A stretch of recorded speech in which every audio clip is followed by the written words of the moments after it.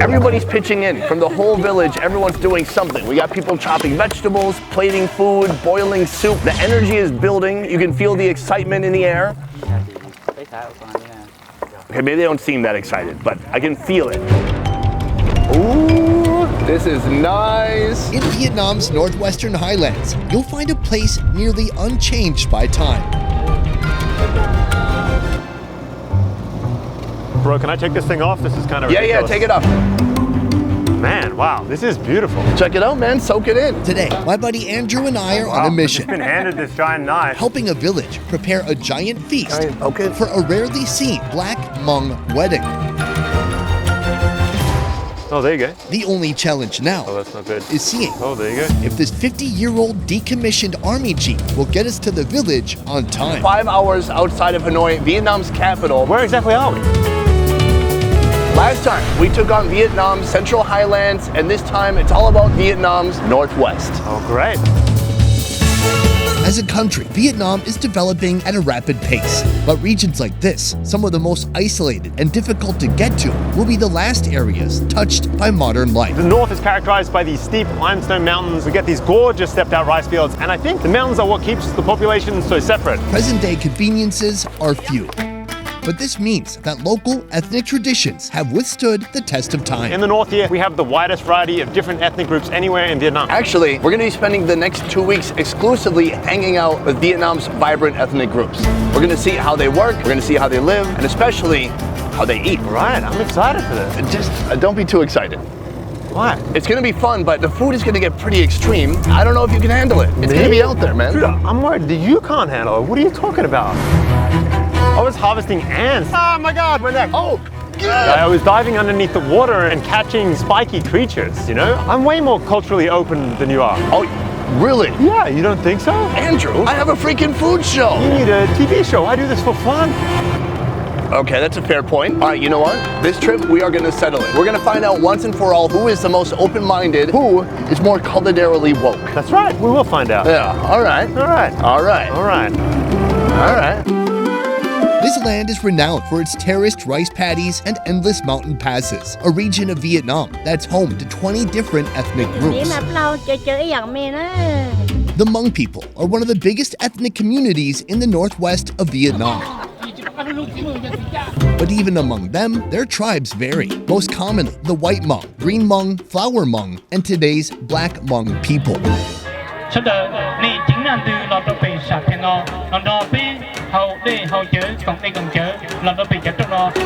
We're here right now under a tent. Yes. Deep in the countryside in the mountains of northwest Vietnam. There's hundreds of people here. Who are all these people? Do they know all these guys? Yeah, everyone knows each other. Whole village, they are coming. Even different village, they are coming to join us. So, if we're helping to prepare a wedding feast, then why are we currently attending a wedding feast? Well, it turns out a Hmong marriage is a two-wedding event. Day one starts in the bride's village. This is her final farewell before she packs up her life as she knows it and moves to the groom's village.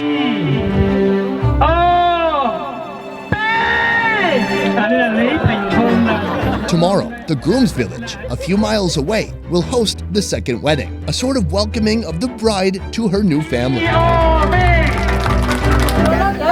Mo, did I just see two people get married? Yeah, they are married now.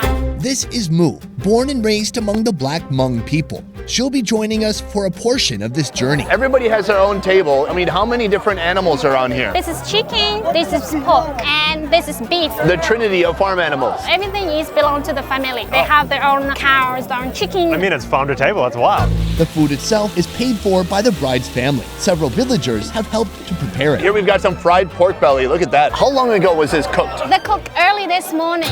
Nothing is like hot. It's all just kind of hanging out. Yes, everything is hanging out. Guests can contribute labor, crops, or livestock, which will end up on one of these tables. What kind of rice is this? Sticky rice. The yellow color is natural. It's made by some flower tree picked up on the jungle. The food itself changes depending on the village. Really fragrant, yeah. But there's one item on the menu that always remains the same: corn wine. That's powerful. It's only 11 a.m., bro. It's 11 a.m. Oh, it's happening. Oh no. The bride's relatives move from table to table, inviting guests to take a drink. He needs to bring his own glass because if he have his own wife on his table to here, people are gonna say that is water. Oh, so you cannot cheat. No, you cannot cheat. Waited till the moment. Oh, thank you. Bro, that's the first 11 a.m. shot I've taken in a long time. Yeah, since college. All right, let's get to some of this food. Cheers. Let's go.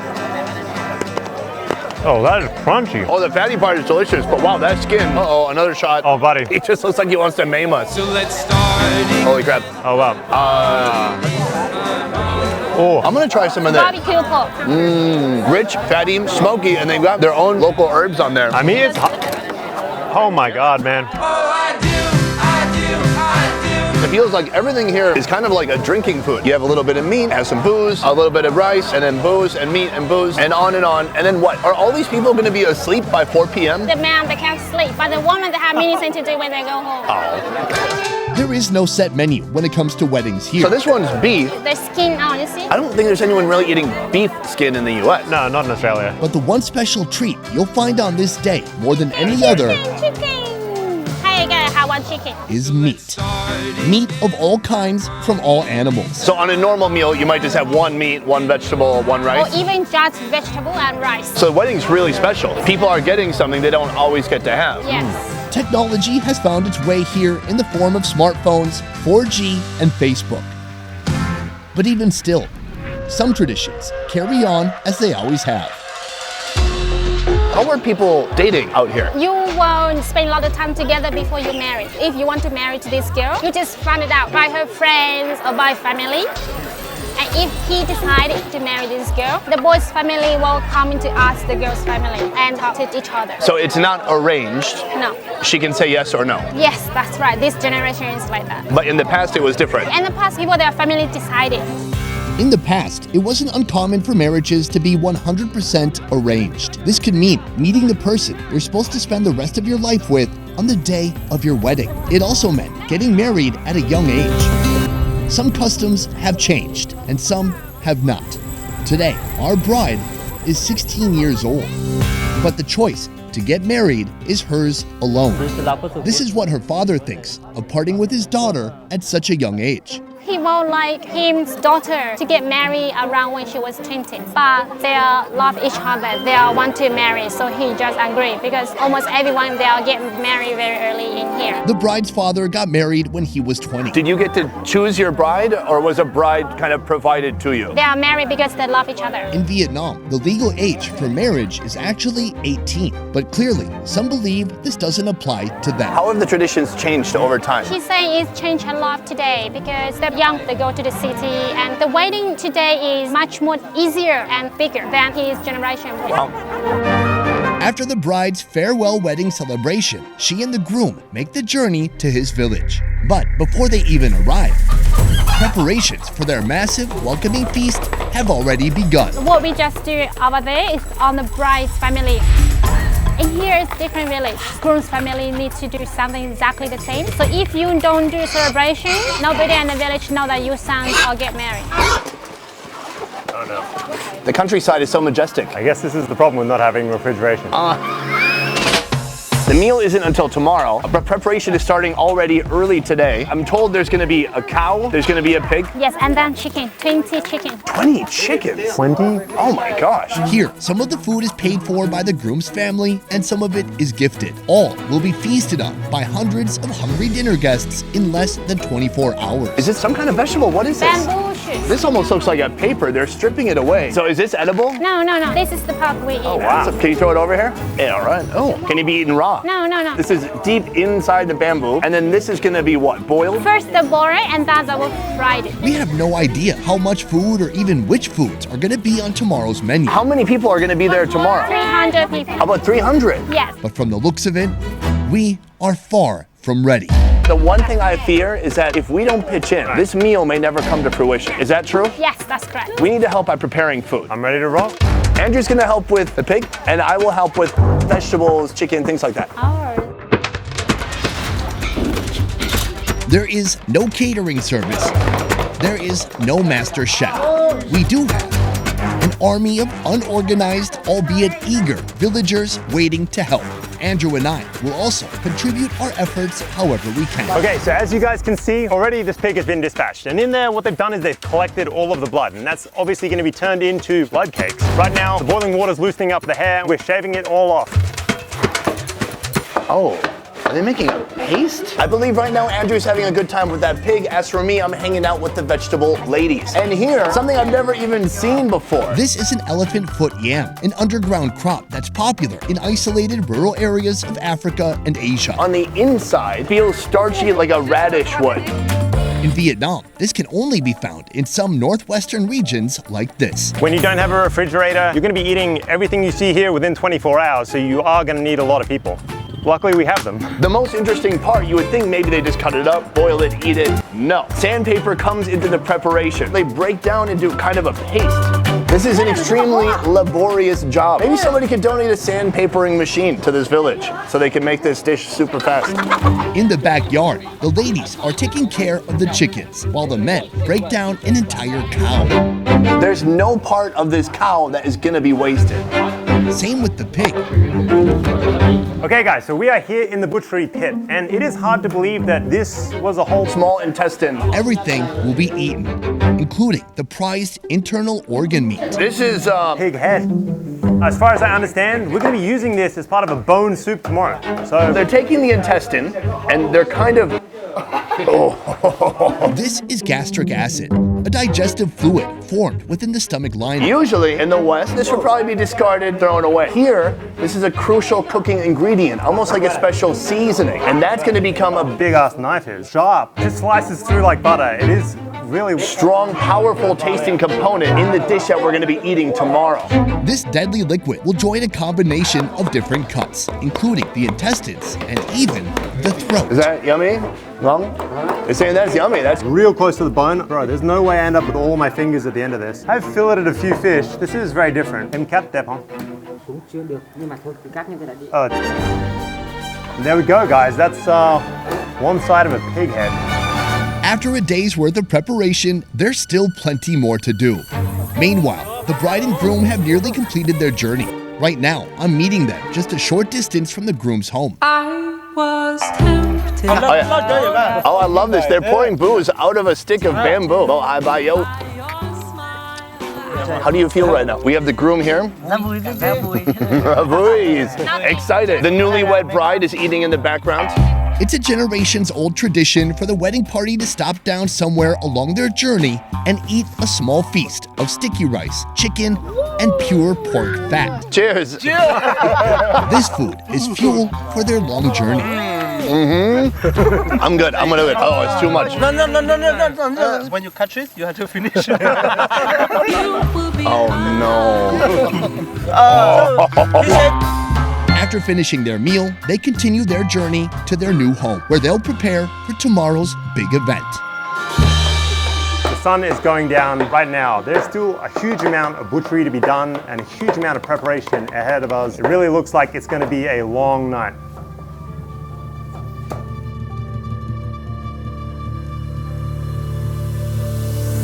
The open-air dining hall is being set up. Soon, these chairs will be filled with eager villagers donning brilliant traditional colors. Portions of food are distributed to each table. Once everyone is invited in, the guests will begin dining together. Now, there are just a few foods to be finished off. Well, good morning. It is day 2 of wedding activities. Everybody's pitching in from the whole village. Everyone's doing something. We got people chopping vegetables, plating food, boiling soup. The energy is building. You can feel the excitement in the air. Okay, maybe they don't seem that excited, but I can feel it. Right here in front of me, they're preparing some kind of a local spring roll. Inside, vermicelli and wood ear mushroom. They're rolling that up in a rice wrapper, throwing it in some hot oil, and then that's it. It's one of the many dishes that's gonna be served at our feast. Nobody is in charge, and no one is assigned to any particular task. But somehow, after a day of toil and labor, the collective effort of this village, plus a minuscule contribution from Andrew and myself, have gotten us nearly ready for the event. Okay guys, we are continuing here the preparation of the bone soup and the pig face soup. Okay, so now we're gonna get the bamboo shoots and we're tipping into these giant ass cauldrons. Woo! I'm telling you guys, that is hot. Now, I don't know if I did it correctly. I've dumped it all in. He seems to be going step by step. Maybe it's because his pot's about to overflow. Okay, yeah, there you go. See, that was more accurately leveled. This is super exciting what's happening right here. Yesterday, we saw this root vegetable being prepared. They made the shape, they boiled it, and then they've kept it in the water. It's interesting because it goes from a solid to a paste back into some kind of a solid again. It looks like, can I poke it? It looks like pig fat. Trying to find some of the bones we put in yesterday. What's gone on is they've cut away as much of the meat as possible from these bones. Just to utilize every little last bit of the animal, we're boiling it in this soup so that the remainder of the meat and the skin flakes away and everything is being used.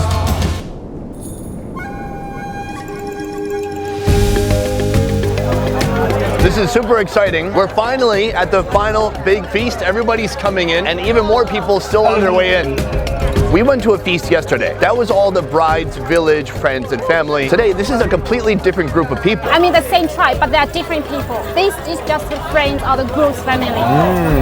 This is incredible. We should start trying some of it, huh? First of all, fried spring rolls. I like it. Now, mind you, it's cold. Yeah, to cook everything and then just let it cool down. I think it would just be impossible to prepare this amount of food and make it all hot. The root, been made into almost like a dumpling. It is gelatinous. Kind of looks gross, to be honest. Yeah, it's not tantalizing. Yeah. That is fascinating. Yeah, dude. There's almost no flavor. Yeah, just about the texture. Let's talk about that. It is like a big piece of pork fat without, you know, the oily part. Have you had this before? No, we don't have that in my hometown. I feel like this has to be one of the only foods that requires sandpaper as part of the preparation. But next time we come back, I'm just gonna bring a food processor to every village we go to. Oh man. We would have saved all those ladies a lot of work. And just like that, the ceremony begins.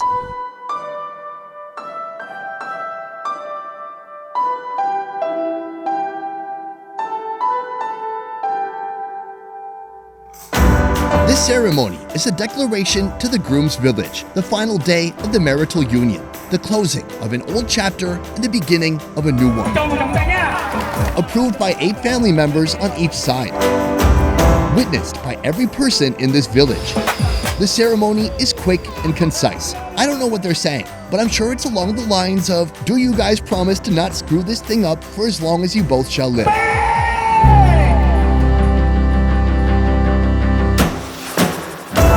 In the end, they both agree. And that means we can go back to eating. We were eating, and then 2 people just got married real quick. That took like 10 minutes. I mean, to be fair, they have to do it twice. There's a few things I want to try, and some foods that Andrew and I had a part in making. This is the final soup. We're not going to try that yet. Do you know what this is? No. Oh, you're going to find out soon. Oh, but here, Andrew definitely knows this soup. Right, pig face and bone soup, Sonny, that I have helped prepare. So I got a piece of spinal column here. I can kind of just rip off some of the meat. Is that what you do? Yeah. That's good, man. Well, that's really good, dude. That's delightful. What do you think, Moo? Like it very much. They also have a ton of bamboo shoots in here. A super layered crunch, almost like a canned mushroom or something, or like a canned artichoke. I've only eaten canned food. I grew up pretty poor. Andrew, yes. Right here, the final course. You've had something like this before. Yeah. Oh. I mean, it's not something you forget that easily. Remember this special ingredient? The gastric acid I helped prepare now joins a pot full of minced cow stomach. That gets stir-fried along with lemongrass, ginger, and papaya leaves. There's a layer of just green from the acid. I'm just gonna get a healthy spoonful. You gotta get some of the broth in there. The next best thing, there's no spoons. You just shovel it in. Oh, buddy, I'm losing my appetite quickly. Should we go for it? Let's go. Cheers. Oh, dude. No, it's got like a sourness to it. You know, this is a great drinking food. I'm just gonna like slurp this alcohol to cleanse thy palate. To me, the meat is nice because the meat's real soft. I have to think the gastric acid helps make it even softer. I've never had this level of bitterness. Moo, you come from this area. What do you think? I don't like it. If I have to drink a lot, but I don't want to drink it, maybe I will eat it. If you are drunk, then it's easier to eat? Now, if you eat it, it's easier to drink. Hey, cheers to that. I just have a couple more questions about the wedding and the tradition here. The girl today, she's getting married pretty young, 16. What is the age of a woman here where it's like, unmarriable, too late? Okay, first of all, like me, I married when I am 24. I am too old for the village. Nobody wants to marry me. That's why I have to get married very far. But 24 seems so freaking young in the US. Here, on this side of this mountain, things are done a little differently. From your point of view, peeking into these people's lives through a fast-cut video, some of these cultural differences may seem shocking. But when you're here, surrounded by these mountains and rows of smiling locals, all this starts to feel kind of normal. It's interesting to see it in person because from the outside, it's easy to think maybe there's something negative and reprehensible going on. It's something that feels so normal when you're here and experiencing it, and nothing feels overly wrong about it. Yeah, very different from where we come from, but completely fascinating. Totally different. And my God, this food was delicious. Super interesting thing. We've seen what people eat here when they celebrate, but what about everyday dining? Next time, we're gonna experience what it really means to live off the land. Does he see something? He sees it, he sees it. Being an influencer doesn't require millions of fans. All you need is this t-shirt. Entertain and inspire at your own pace. Don't be an influencer, be a micro-influencer. Get your shirt now. That's fantastic. Preparing. Oh wow, just been handed this giant knife. I love how he was just groping this bloody pig head and now he's just talking on his Nokia. From here, they're gonna take it and cut it into pieces for the feast. Awesome. I can't stand like this much longer without my back going out. This is gonna be a mean day. Oh, are you prepared? No, I didn't actually want to get really drunk. This is why they need the rules around bringing your own glass to the table. I can see the need to cheat in this game. You're getting a little rosy already. Yeah. More beautiful? Yeah. Are you? She's like pretending to speak English. Boom! Guys, that is the end of video number 1 of 8 in the northwest of Vietnam. A huge thank you to Andrew. Thank you. Guys, you can check out Andrew's YouTube channel right here. It's called Power Up. That's it for this one. We will see you next time with the bike guy. A peace. Oh, you didn't do it.